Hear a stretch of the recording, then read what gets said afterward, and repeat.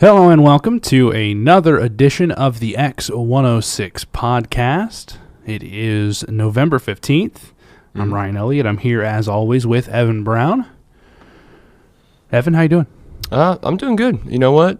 College basketball, it's back. It is. It's back, baby. Back with authority. And we're going to be talking a little bit of college basketball. We're also going to talk some college football as well. But we'll start with the newest season in town in the college sports world, being college basketball. Last night, the State Farm Champions Classic from the United Center in Chicago. We saw number 1 Duke versus number 2 Michigan State, and number 4 Kansas take on number 7 Kentucky. We'll start with Duke-Michigan State. Grayson Allen, 37 points. Duke with an 88-81 victory over Michigan State. Game was a lot closer than 7 points down the stretch, though. Duke pulled away late to win that ball game. What'd you see from both of those teams, Evan? Well, obviously the injury to Marvin Bagley early in that game definitely cost them. I mean, they obviously handled Michigan State well without him, so that really speaks to how much talent is actually on that Duke team. Michigan State actually surprised me early on in the game. Maybe not early, because they jumped out to like a 10-4 lead early on, something like that. But after that, they kind of struggled after Duke went to that zone and just couldn't really figure it out. Miles Bridges, I believe, only had 3 first-half points. He couldn't really get it going. First big matchup of the year. Everybody's going to have some butterflies in their stomach. But overall, I couldn't have asked for a better game for 1 versus 2. It was a great game, high scoring. A lot of dunks, a lot of three-pointers. Grayson Allen with the monster game, 7 for 11, I think, from 3. Yeah, 37 points. Ridiculous. But all in all, yeah, great game. Great kickoff for college basketball. And then we take a look at the other game, much more defensive matchup between the Kentucky Wildcats and the Kansas Jayhawks. Kansas coming away with a 65-61 victory.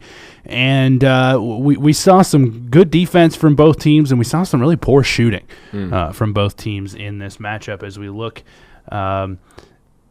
Kentucky, Kevin Knox really was the standout for Kentucky, going 8 for 13 from the field, 3 of 6 from deep. Kentucky shot 41%, about 42% from the field, 23% from beyond the arc. Kansas shot 35% from the field and just under 29% from beyond the arc. As you look at, we mentioned Kevin Knox went 8 for 13, and for Kansas on the other side, it was Udoka Azubuike who went 5 for 5 from the field. Unfortunately for him, also went 3 for 8 from the free throw line. He finished with 13 points. Sviatoslav Mikhailiuk led the Kansas team with 17 points. And again, Kevin Knox leading Kentucky. He had 20. This, to me, was a game, as I mentioned, of defense. It was which team's defense was going to play the best, and Kansas has who may be one of the best defenders in the nation in Devontae Graham. That's right, and alongside LeGerald Vick, probably one and two, one of the most, some of the most athletic players in college basketball right now. Obviously, you look over on the other side, the Kentucky Wildcats have a handful of athletic guys as well, as do Duke, as do Michigan State, and man, oh man. Mikhailiuk, definitely the X factor of this game with 17. He was leading scorer. KU had 4 players in double digits. I believe Kentucky only had 2 in Knox and Diallo. So, yeah, you talked about that defensive matchup. Devontae Graham just swarming. I just couldn't even believe it. Last year wasn't the greatest defensive player, in my opinion, but I think his bounds and leaps improved this offseason.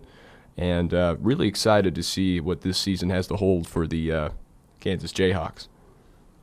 And this is where you run into this was I think a matchup of experience in many regards, just because of this is a young Kentucky team. You don't see a whole lot of teams younger than Kentucky. In fact, there are none in the country. This is the youngest Kentucky team that they've ever seen in John Calipari's time at Kentucky, and it's just there are a number of factors that go into it. You talk about Kentucky's already the one and done school. Kentucky's always the school that gets the 5 McDonald's All-Americans. They play 1 year and then they go to the NBA. Mm-hmm. Well, this time, it seems like Kentucky's a different basketball team.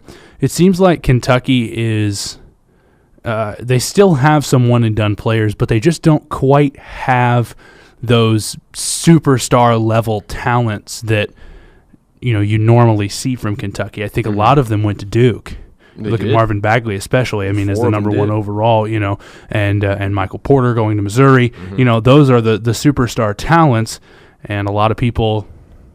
Those are the Kentucky style talents. They picked up Kevin Knox. Kevin Knox was a McDonald's All-American. Supposed to go to Mizzou. But, it just doesn't seem like the same Kentucky team we've seen over the years as Kansas, the more experienced team with the senior Devontae Graham, LeGerald Vick, a junior who's been around for a while, Svi Mikhailiuk, who's a senior. Udoka Azubuike, who sat out most of his freshman year, now a sophomore, the 7-footer. And we saw a few new faces for Kansas. Billy Preston did not play. Billy Preston was the big recruit coming out of the into this season. He's been withheld from a couple of games now, suspended. Unsure exactly what the story is on that, but apparently he was in a car wreck. It wasn't serious to my knowledge. That's what they were talking about on TV last night, and the university didn't want him to play until there was a clearer picture of the financial, like insurance claim, like that sort of thing. They wanted a picture of the car, pretty much. Right. And Bill Self was just like, well, we're just not going to play him. We don't want to create anything this early in the season that's going to create controversy. So, whatever. We also saw a good performance from sophomore guard Malik Newman. He had 12 points, a good shooter, and the other freshman Marcus Garrett, the 6'5" guard wearing number 0, which is a bit of an interesting number to be wearing at Kansas with the history behind the number 0 between Thomas Robinson and Frank Mason. But he played a pretty good basketball game as well. He scored, I believe, 7 in the game on what I believe was 2 of 4 shooting. And so just a good game all around for the Jayhawks, and really a good game for Kentucky as well. They proved that they can still play with the best in the country, even though maybe they're not the Kentucky program that we're used to seeing. And with that, let's take it into what we've got going on coming up in college basketball. It's a Wednesday, and Wednesday usually means some pretty good games, as we see number 9 North Carolina in action against Bucknell this evening. Number 14 Minnesota in action against Niagara. Yes, you heard that right. Number 14 Minnesota. That's something you don't hear very often. Minnesota basketball isn't necessarily known for its prowess. Prominent, yeah. But they're sitting at number 14. Maryland against Butler this evening at the Xfinity Center in Maryland. And 20th ranked Northwestern at home against Creighton tonight. So there's a couple of good games this evening. That at Allstate Arena in Rosemont, the home court of Northwestern. We move forward the next few days. We also see Seton Hall, Indiana, this evening as well at 5:30 from Newark, New Jersey. 22nd ranked Seton Hall taking on the Hoosiers of Indiana, who are unranked at the moment, but always a threat in the college basketball world. As we move forward a little bit in college basketball, we see Xavier at Wisconsin on Thursday, tomorrow, at 7:30 from Madison. And that, another good game, really, a ranked team against an unranked but dangerous opponent. That's going to be the story, I think, early in the season, when you see, especially when you get into the first round of these preseason tournaments and things of that nature. As you look at a lot of preseason tournaments, teams playing in the first round of those tournaments, and one of the teams that's playing in that tournament, in tournaments at the beginning of the year, is the Missouri Tigers. Missouri, if I can find them here, is playing in a preseason tournament as they take on, it's the Advocare Invitational at HP Fieldhouse in Orlando, Florida. They start the bracket with Long Beach State, and it moves on to what I think could be a very interesting tournament in college basketball. As we take a look at the tournament bracket, and we see a number of teams that are dangerous. We see Missouri is taking on Long Beach State,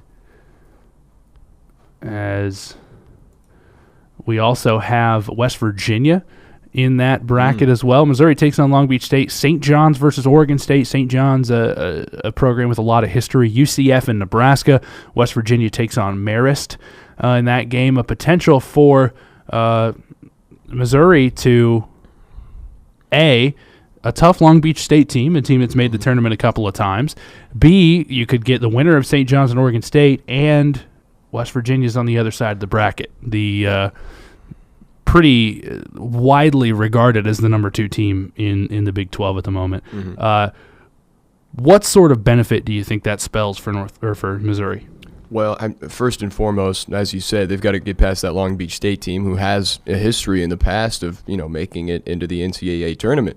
I think that they will get past them when the time comes, and I think eventually you're going to see Mizzou and West Virginia, in that championship game for that tournament.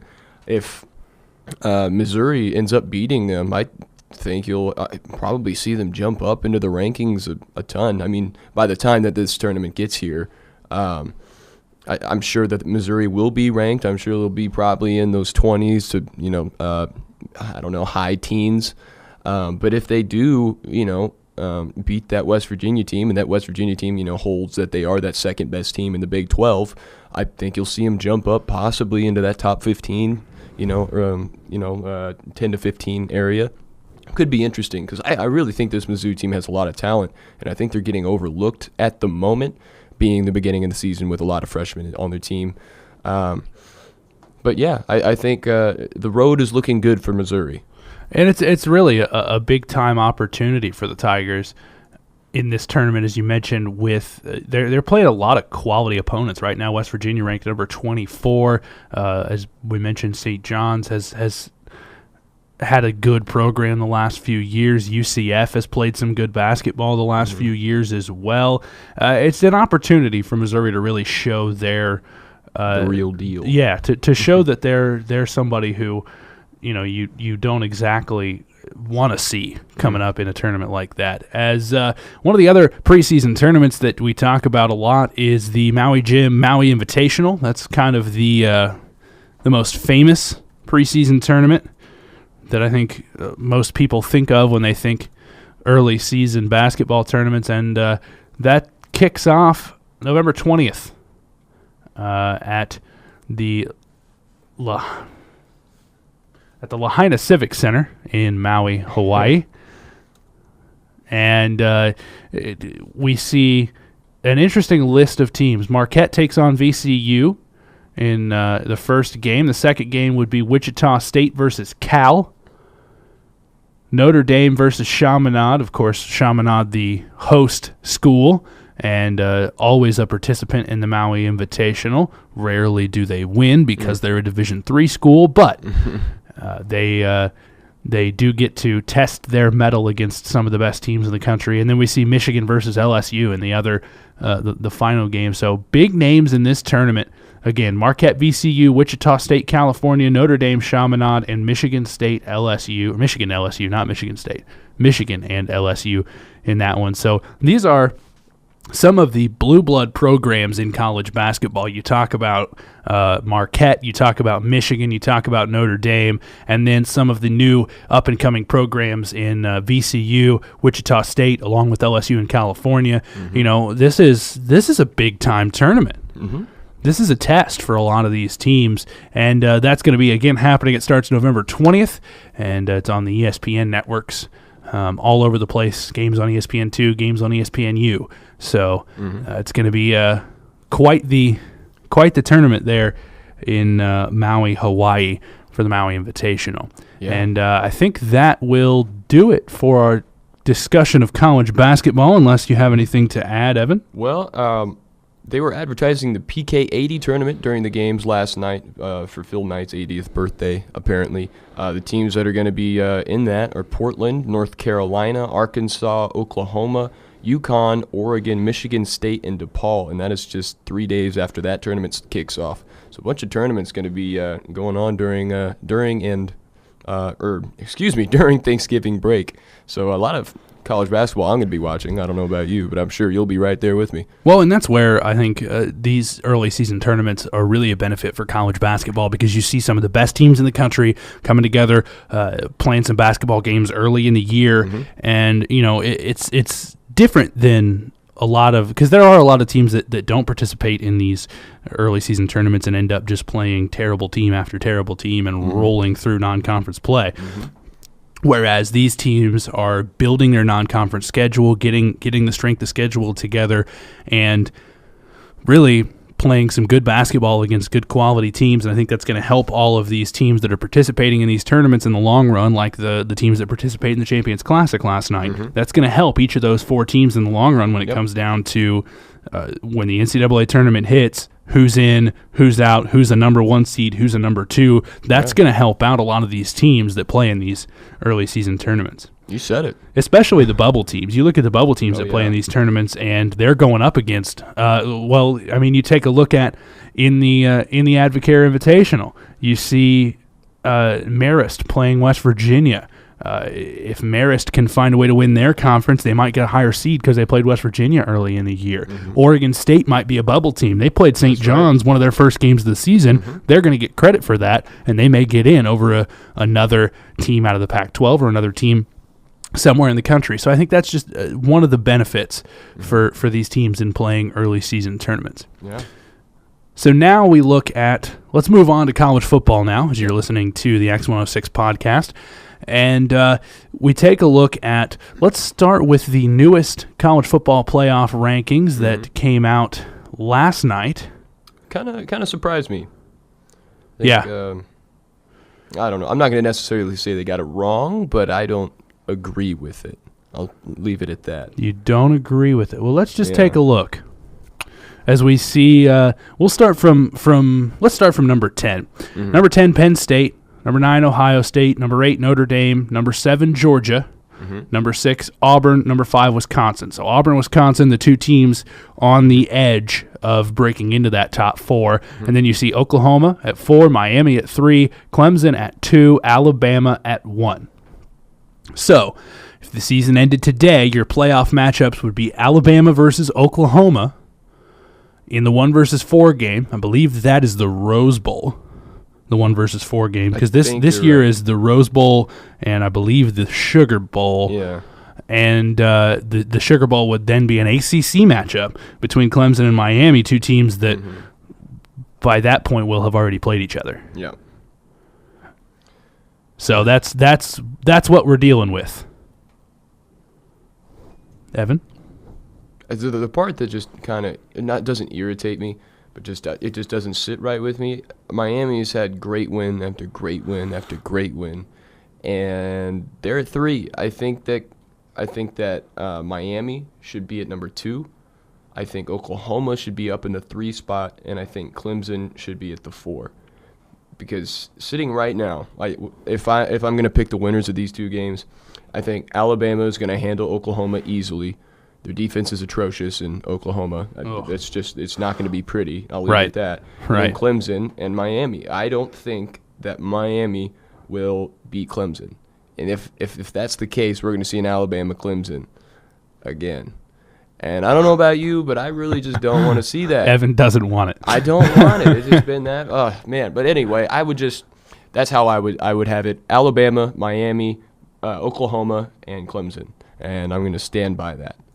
But that's just my opinion. Everybody listening, if anyone listens, probably has a different opinion as well. So, I mean, they know how it is. They know how it goes. So here's what I think we're going to end up with at the end of the year. If I had to say, at the end of the season, here's what the college football playoff rankings are going to look like. This is my prediction. Alabama rolls through the rest of their regular season, these next 2 games. They roll Georgia in the SEC championship game. They're the clear number one. Mm-hmm.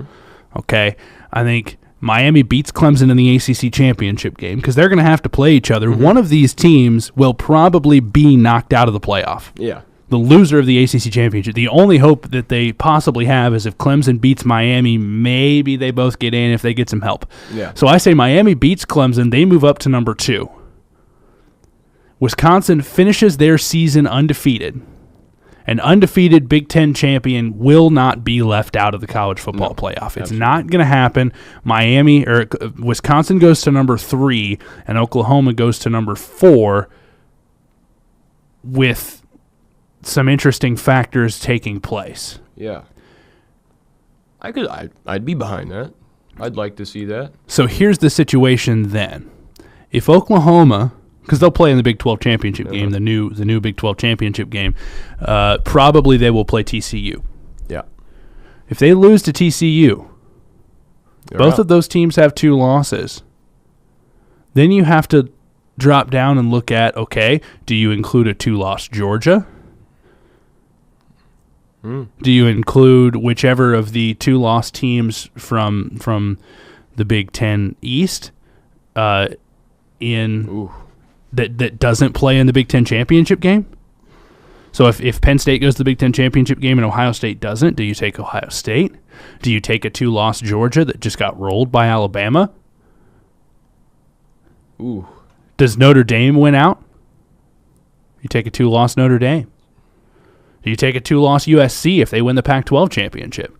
I mean, there's just so many situations here where if Oklahoma finds a way to lose the Big 12 championship game, it'll be interesting. They're going to be scrambling. I think when the end of the season comes, Alabama's going to be the clear 1, Miami's going to be the clear 2, and Wisconsin's going to be a clear 3. I think all of them are going to finish the season undefeated. And then you stand in the situation where Oklahoma has to win the Big 12 championship game. Otherwise, you're going to have a 2-loss team in the playoff. Mm-hmm. Real interesting. But if I had to predict, I would predict that Oklahoma wins the Big 12 championship and is the number 4. Yeah. But that just presents you with an interesting situation. You're also presented with an interesting situation if Auburn beats Alabama. Because the committee proved this week that they're going to put Auburn ahead of Georgia. Mm-hmm. So if Auburn beats Alabama, presumably they'd be put ahead of Alabama as well. Yep. And so if Auburn beats Alabama, that would pretty much automatically take Alabama out of the playoff at that point. Because if they're going to put Auburn ahead of them, they're not going to put Auburn at 1, and they're not going to put them at 2, and they're probably not going to put them at 3. Yeah. Because you can't put a 2-loss team over an undefeated Miami and an undefeated Wisconsin. Yeah. So that's going to be the interesting part. If Auburn beats Alabama, and then maybe Georgia beats Alabama too in the SEC championship game. That'd be some crazy stuff. Except, here's your issue. If Auburn beats Alabama, it's going to be Auburn-Georgia again in the SEC championship game because Auburn's going to have the tiebreaker over Alabama. That's right. Because Auburn's only got 1 SEC loss. Their other loss was to Clemson. Mm-hmm. Wow. So if Auburn wins out, I think they're in. That's going to be a tough road, though.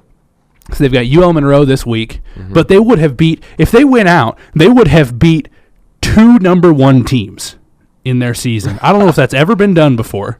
Georgia was number 1 when they beat them, and if they beat Alabama, Alabama would be number 1 when they beat them. That's unbelievable.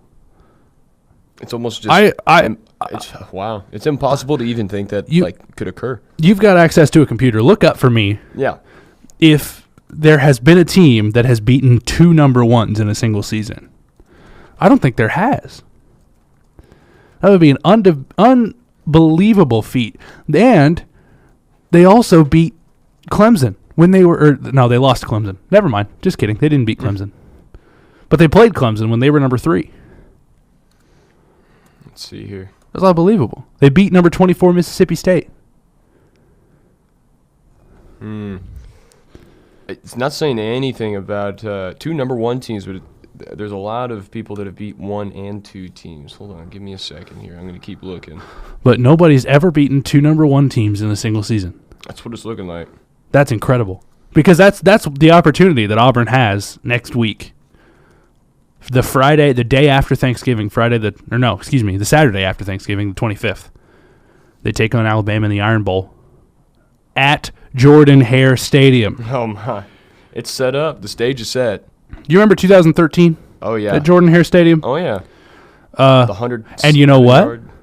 If you also remember 2013, 2 weeks prior, they beat Georgia at Jordan-Hare Stadium. Oh, my goodness.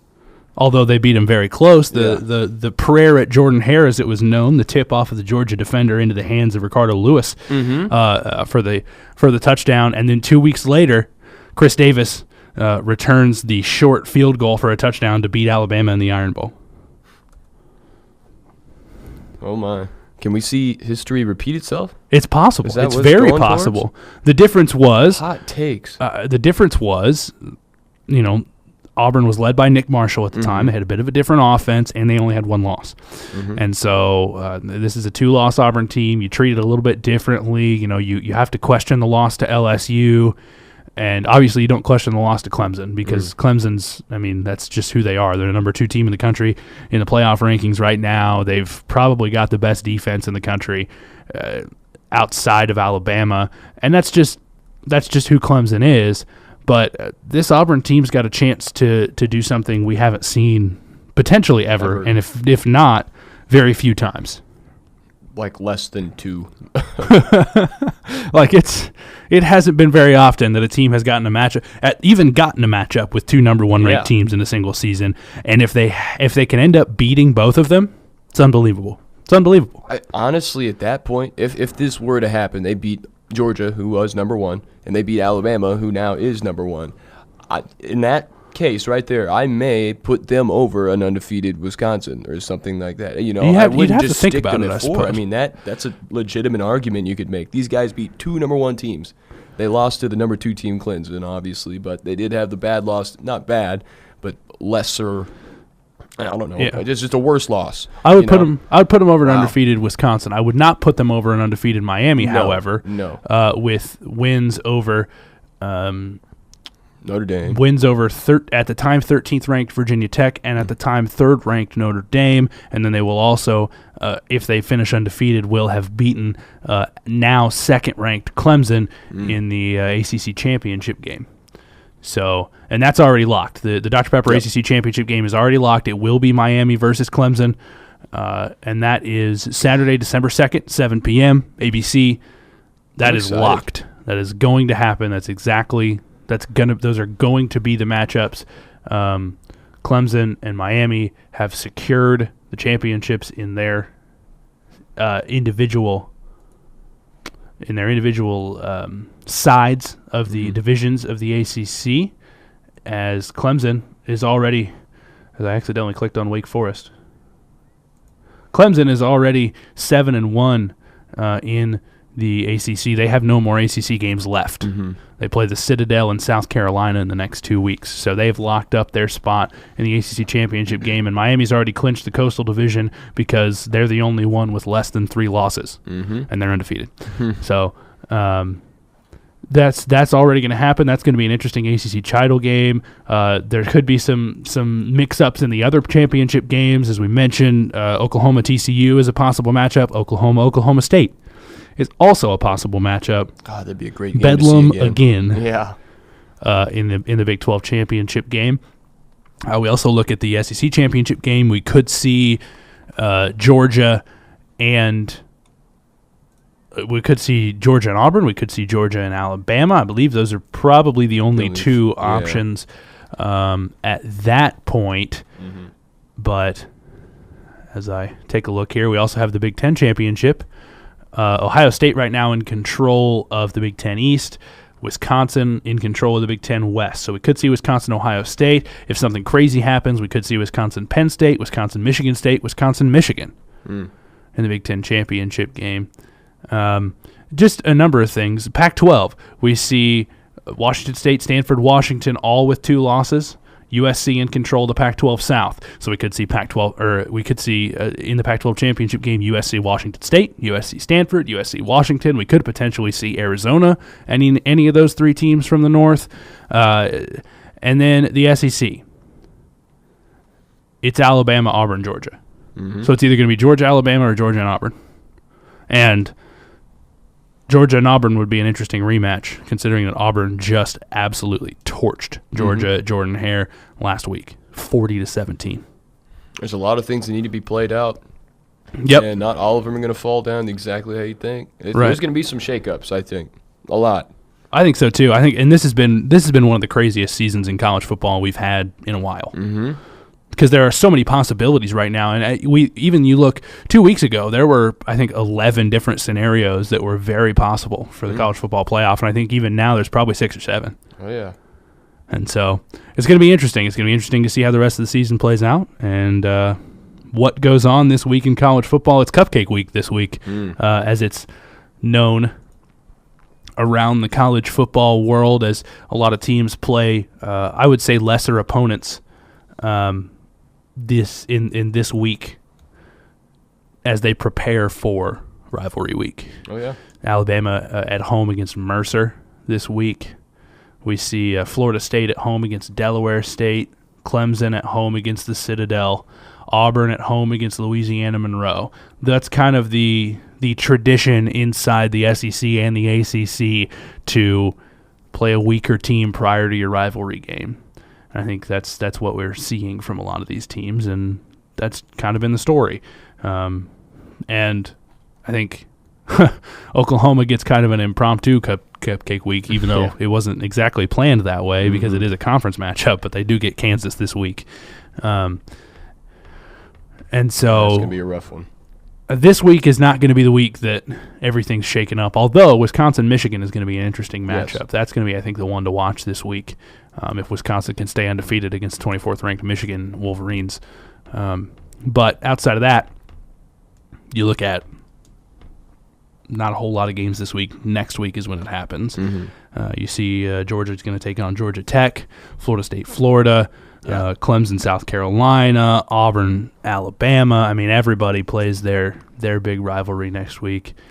And so that's going to be what to look for as we move forward in this college football season. And Evan? Yes, sir. Let's take a quick look and give me your favorite for the Heisman Trophy at the moment. At this point, I think it's a lock for Baker Mayfield, unless he goes out versus Kansas and somehow throws 2 interceptions versus a defense who's been atrocious all year. I think that he's absolutely got it. I think he has 31 touchdowns and 5 interceptions, I believe. Probably more yards than I can count. He's had probably one of the most immaculate seasons I've ever seen. Probably second to Lamar Jackson's season he had last year.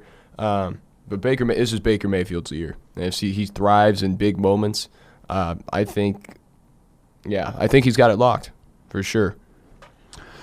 It's hard for me not to agree with you, really. Yeah. I mean, you look at last week against TCU, 333 yards, 3 touchdowns, no interceptions, a 95.7 QBR. Can't ask for much better. 31 scores and 5 picks on the year. That's a good ratio.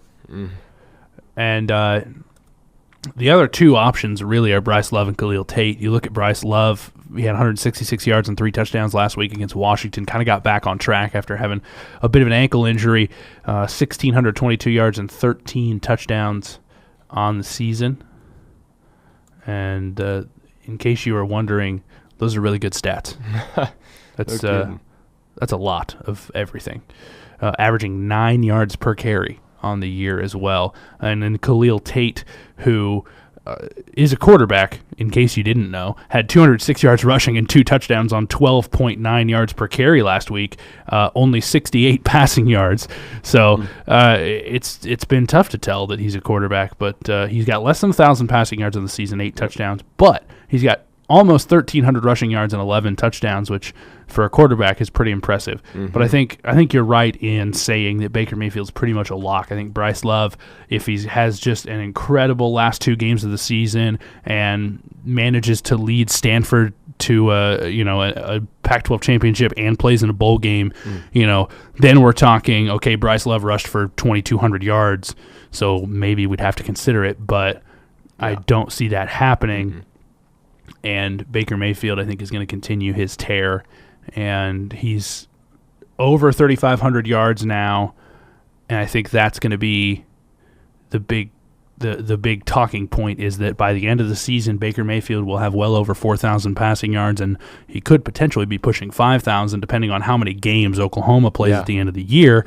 So that, I think, is going to be the talking point, and I think that's what is going to lock up Baker Mayfield for the Heisman. And I'm not sure if you mentioned it or not, but anyway, Mayfield also has 5 rushing touchdowns on the year too.